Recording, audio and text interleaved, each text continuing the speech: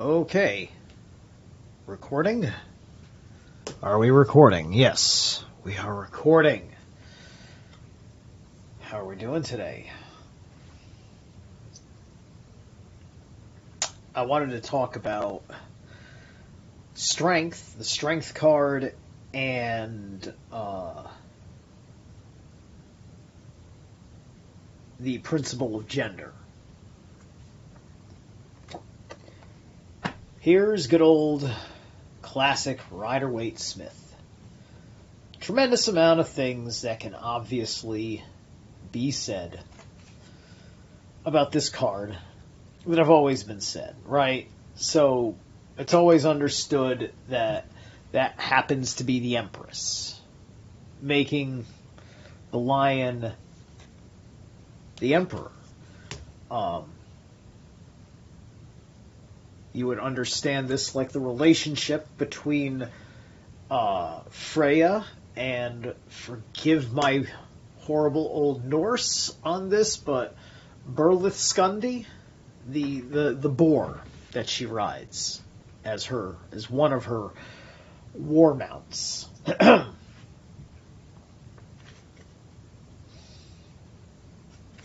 And so obviously it's got that Leo connection, that fire connection is involved, and everybody understands a certain principle about this. I mean, like, the lion, you'll note, sticking out its tongue, and it's licking her hand.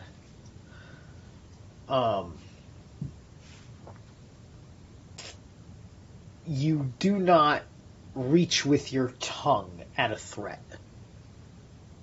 Right? This is a cat's. It's part of a cat's sign of certain levels of affection. Its interest in cleaning you. Right? You know, some people, they just got one of those cats that, you know, you get it anywhere near a human skin, and it's just like that, like forever, and it's like having this little brush, this little like hard sponge kind of thing, just giving just like, you know, it's like going like that, right? Like it's satisfying an itch that you don't really have, but it's still satisfying you as if you were taking care of that itch, and it feels good, right? That's the experience for the one here, right? There is the inherent strength represented by the lion, but it's so critically important that there's this woman here, because otherwise much of the meaning gets lost in the dynamic, right? Because then a woman would never think of this card in any personal manner. She'll consistently be saying, no, I'm not strength. That's obviously the men. That's obviously what I'm dealing with my husband, etc., etc. Right? So I have brought out, to discuss this principle, all of my strength cards from all of my decks. Let's see. Here we go. I wanted to actually go through a couple of cards from my Wildwood deck first, because of this strength card happens to fit into certain themes in the deck. So here we have the stag is what's understood as the strength card. The stag implies the great hunt as the object of the great hunt. Right? You hunt a stag, but here the stag and the hunter are one, because this is working with the animal head, animal headdress symbolism. And there's a number of cards that are like this. There are 3 that I've picked that involve antlers, but do not involve the animal head. So we have the stag, who it's basically a Sami shaman with a shield drum.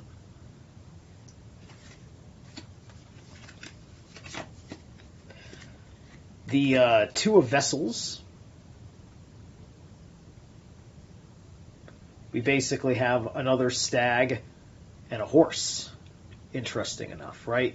And the stag is male. The horse is female.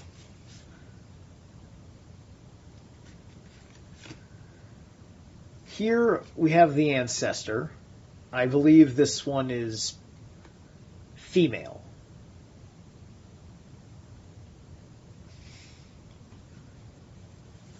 And here this is a drum, not a drum shield, with the proper... That's a bone. Using a bone as the stick.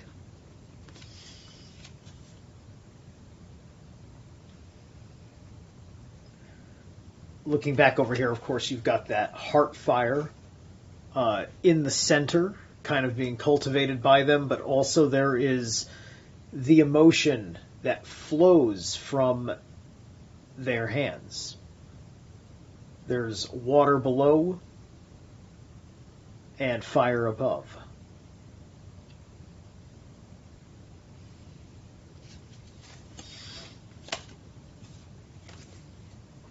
Then with these 3 here, we have the 9 of Stones tradition. With this one, we have the shaman, and he has got antlers on his head. Just wearing an antler piece, not an entire face piece. This one, well, this one's he's got antlers on growing out of his temples. This is kind of like me with the nubs on my forehead.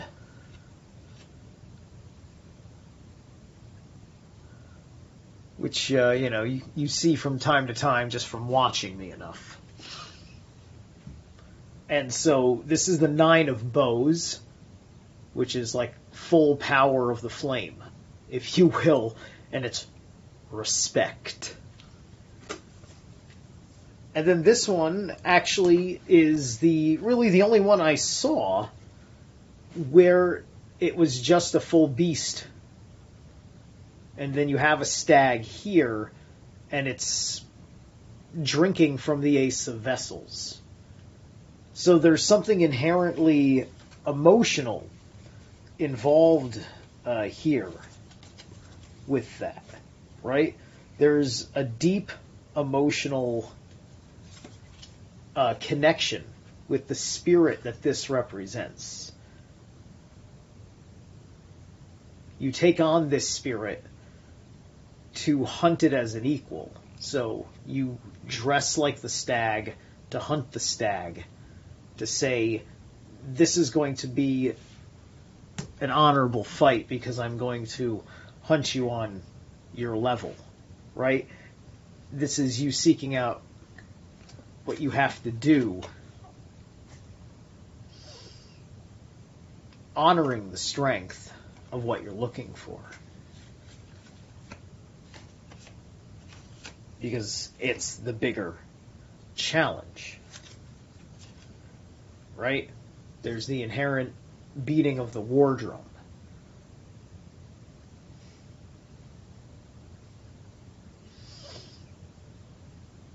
This one is,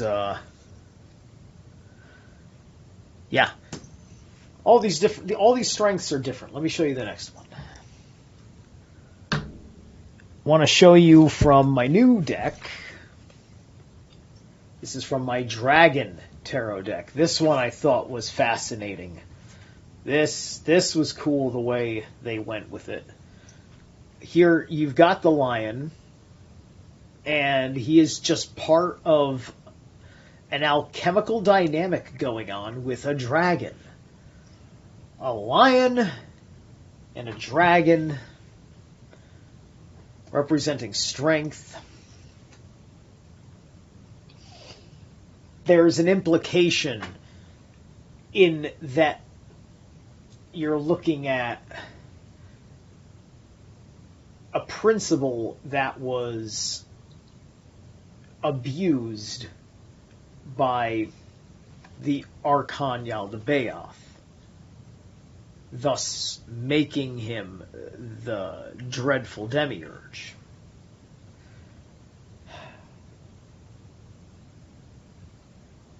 But the thing that makes this stuff so damn interesting is that by pulling it apart, it gives you a chance to think about it in what is implied in its hybridization.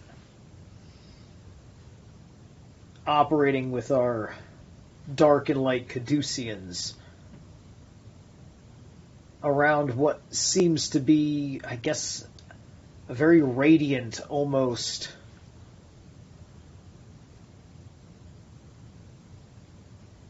surrealistic kind of sun at the top of it. The rays look kind of tentacly. But this is also a condition of life, because there's a lot of growth underneath.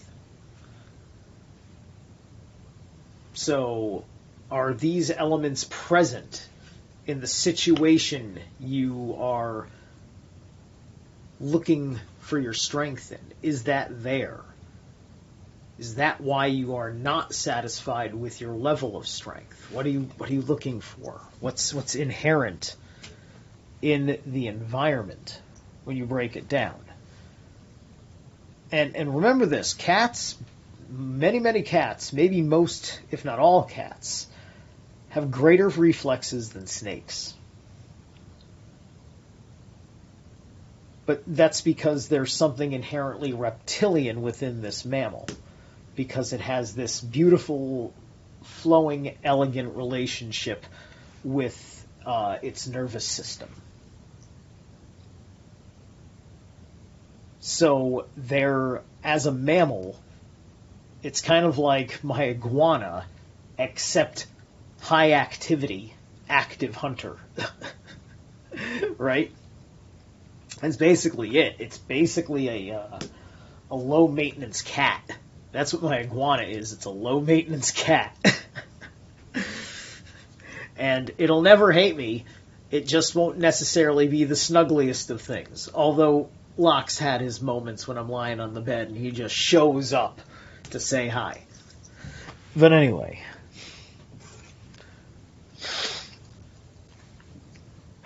Alright. So here, I like some of the information that they give you in this one. So this is the Strength card in my Crystal Visions tarot deck. And with this one, you have... This is effectively... I want to say that's the Queen of Wands, if you will, right? But it's a woman who controls the wand. And she's just got the one wand. The cat's chill. There's two eagles overhead, so there's an implication of a certain strength in the air as well. It puts air element as well as fire element into this, right? The wand is there, that's fire. The eagles are there, that's air. One could go out on a limb and say that Earth is there because of all these sunflowers that are popping up. The sun seems to be implied as off in the distance over here on this side of the card. It gets brighter on this side, although this looks like it's a sunset, maybe a sunrise. Hard to tell. There's no sense of direction. But it's also the direction that she is looking and that the eagle on the left is looking, and even the lion's looking that way. So the subjects of the card, their eyes are this way, and they're sunflower. But the sun is not in the card. It lurks outside of it. It's like the sun is a representation of the existential source of the inner strength. And that is also to be taken literally, because there are soul code genetics that come from soul, S-O-L. Soul, solar, we all know this. Da Vinci. Let's put a Florentinian scientific, artistic aesthetic onto this. This is the strength card here. Here, we got a man with an ass that's almost as nice as mine. Almost. Not quite there. And then there's a beast. It may be a lion. I think it's a lion. Could be a dog, but it's probably just a lion. And it's at his feet. So this one functions where you get the masculine again, kind of like with the stag, where it's just got the masculine, right? Feminine strength in these cards is often represented in other ways. Same with the other one, right? Either way, we all know how to integrate something for ourselves at a certain point. But it's showing you his back, not just his backside, and he's holding something in his fist. Maybe almost looks like a keys, and he's got something wrapped around his arm. But it's showing you his back. Why? Because your back is your stability. It's your posture. It's all of these things, right? I always had good posture, even when I was all the way out here. My posture was good. I cared about, like, even, when my back was fat, I cared about the spine looking the right way, the shoulders being squared off the right way, because I internally wanted to have a certain amount of dignity. And to hold that posture, I learned was not just beneficial because of me learning self-control, but that self-control helped me integrate painful lessons to gain self-respect, and thus my strength grew. And that's something that is an applicable strength for a man or a woman. Because you don't need that much back strength to get the rest of it in good order.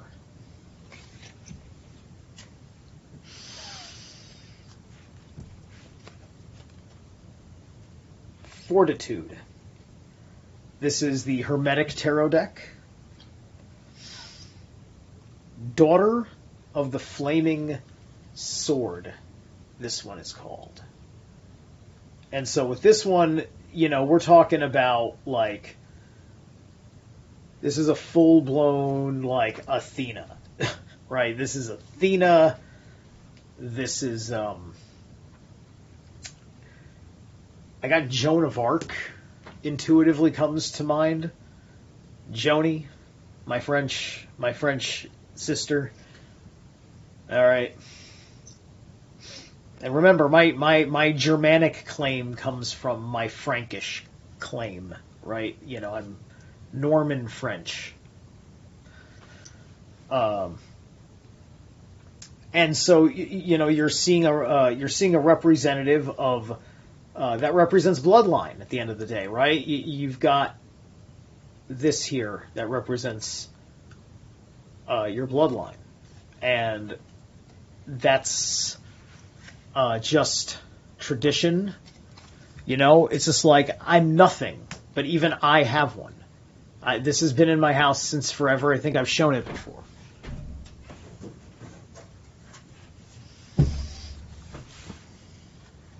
So this here, the Purdy name. So this is a Scottish shit like this. This is a birthright for me. This is a legit birthright.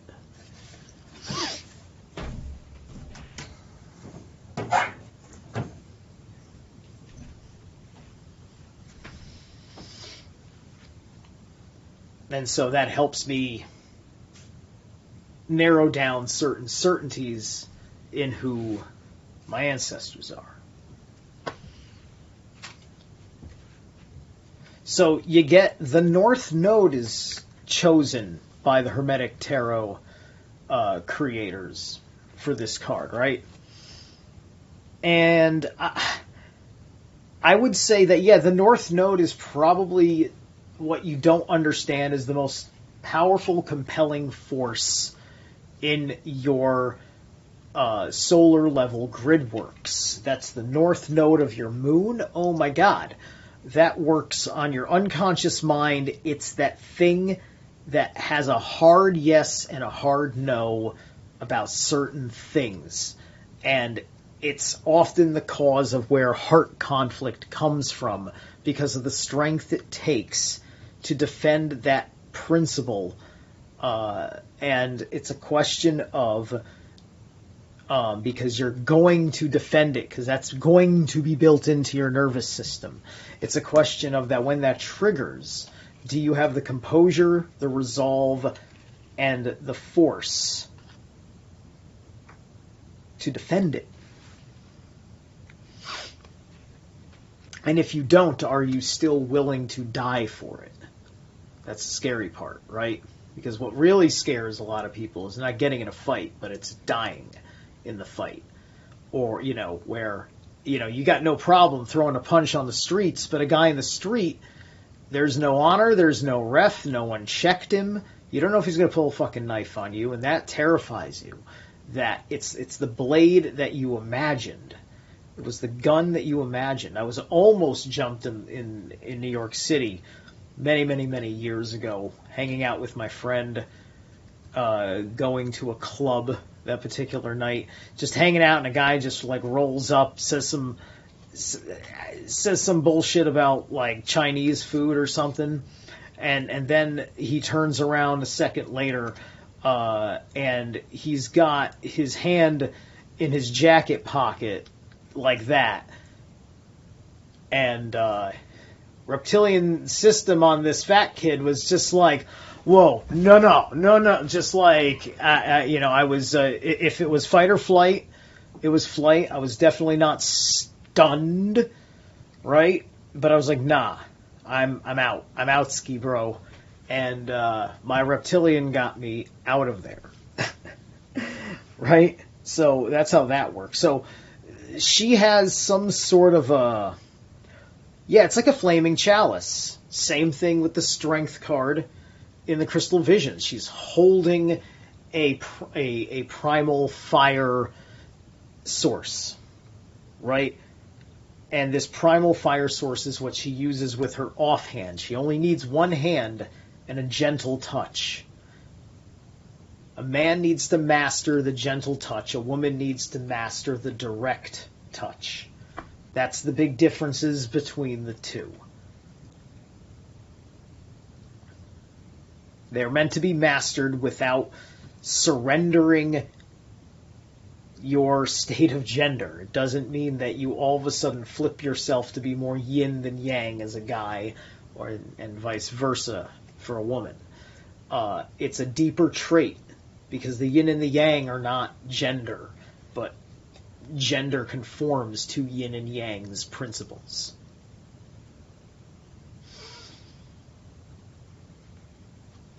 They also have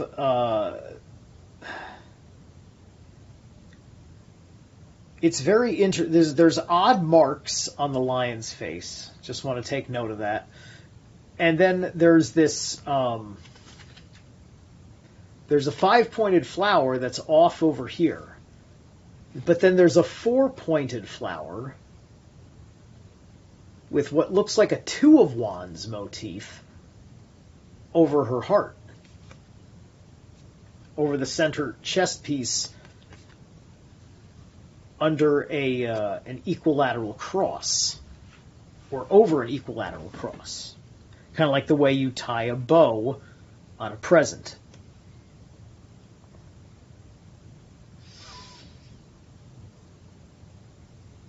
And her hair is down, hanging where it likes to naturally fall. Similar to me.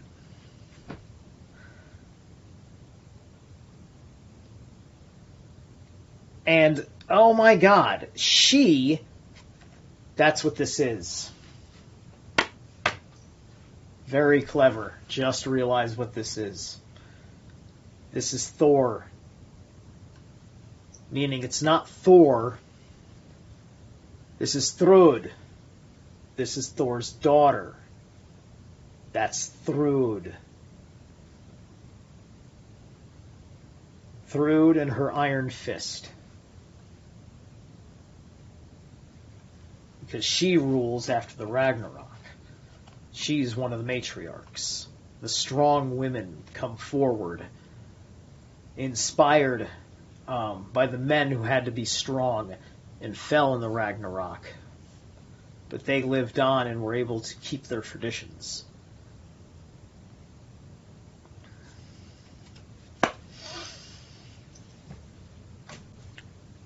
So I hope that this has painted quite an eloquent picture for you.